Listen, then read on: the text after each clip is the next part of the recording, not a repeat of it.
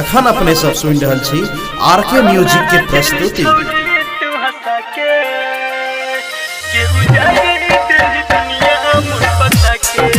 Presented by मां music.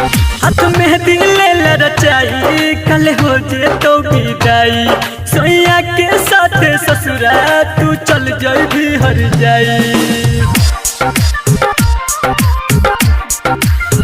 जान हाथ में दिल रचाई कल हो जे तो विदाई, सोया के साथ ससुरा तू चल जाई भी हर जाई। हमारा भुला जेबी ससुरा में जाके, हमारा भुला जेबी ससुरा में जाके, हमरा काना दिल छोड़ी तू हंसा के, गे उजारे दिल दुनिया मोर बसा के।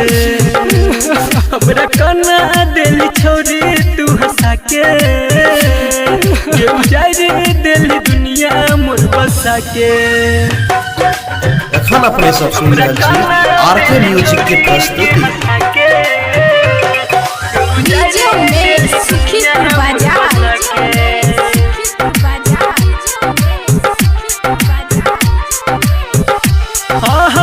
हमारा फसाई दिल प्रेमवा के रोग में, मर जाबो छोड़ी हम तोहर वियोग में, तोहर वियोग में।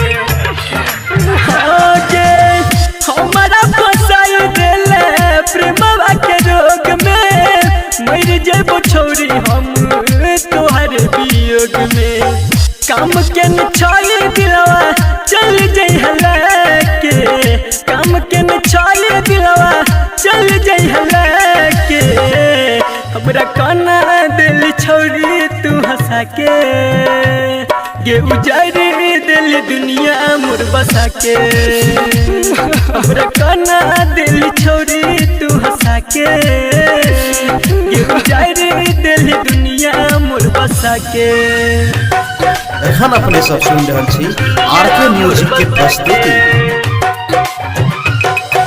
डीजे में सुखीपुर बाजार,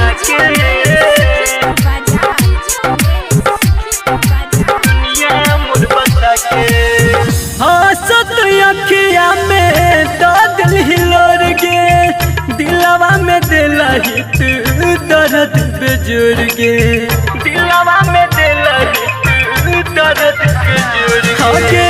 हाँ सत अखिया में तो दिल हिलोर गे, दिलवा में उठै छे दर्द बेजोर गे।